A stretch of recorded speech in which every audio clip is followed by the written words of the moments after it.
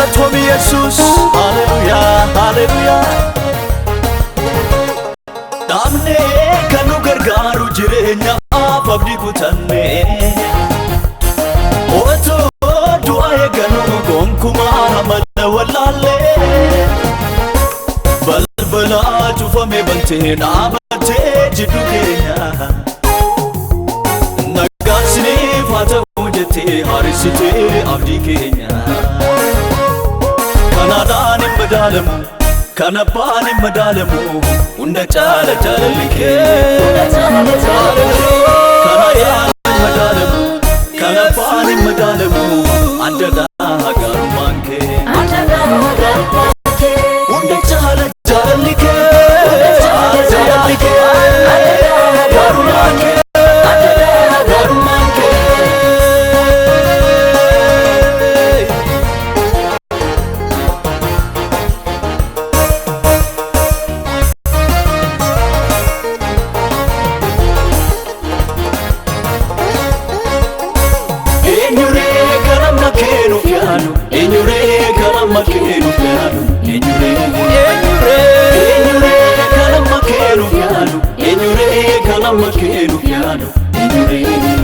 Sibira umna fura argana maqaake dinata keenya moona inuuno tinjira namale sibira kakukanarale Sibira umna fura argana maqaake dinata keenya moona inuuno tinjira namale sibira kakukanarale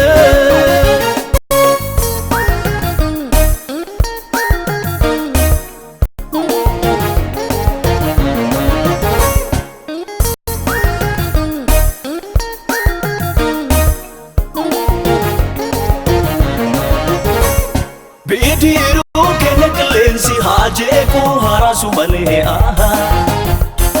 Noto haragenye ramaka ke nunda dabare Sechi so shaki hinkamno yomiyu atamana mada Wanu dara kansi abdati kansi amane ibifamada Enyure kana makeno piano Enyure kana makeno piano Enyure kana makeno piano Enyure kana makeno piano Enyure Sibira umna fura argana Maqaake dinota keenya moona Inuuno tinjira namale Sibira kakukanarale Sibira umna fura argana Maqaake dinota keenya moona Inuuno tinjira namale Sibira kakukanarale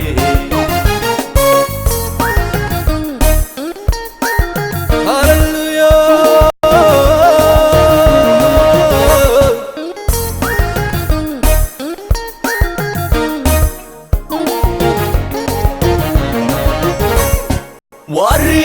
waqatul fama waqesani jilbefatani Isani sakuma saati hinilalu malen argani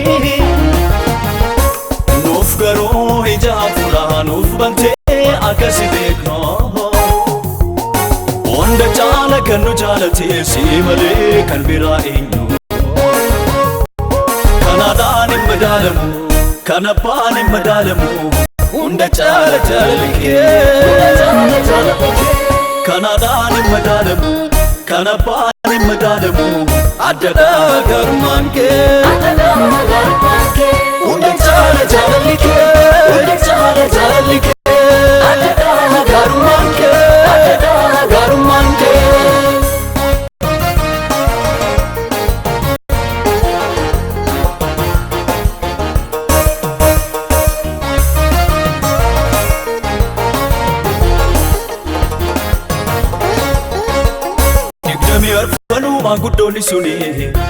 Magudoni suni sigalate fatu walirran kutani inni lubbu qabu lubbu kan hin qabne sigalate fata watona bumamne amma gongabjeda malifan chalisa wajin ke dinqida nama dudubisa nama jaa'ibsiisa jecha tokkoon omtee samiitu baamalee samiitu baamalee iddoo isaan gadhiisuu yoo abboomte malee abboommi kee malee jecha tokkoon omtee samiitu baamalee samiitu baamalee iddoo isaan gadhiisuu yoo abboomte malee abboommi kee malee ulfaadhu waaqa jiraata arrabnu hunduu sirraa jeffata ulfaadhu waaqa jiraata arrabnu hunduu sirraa jeffata ulfaadhu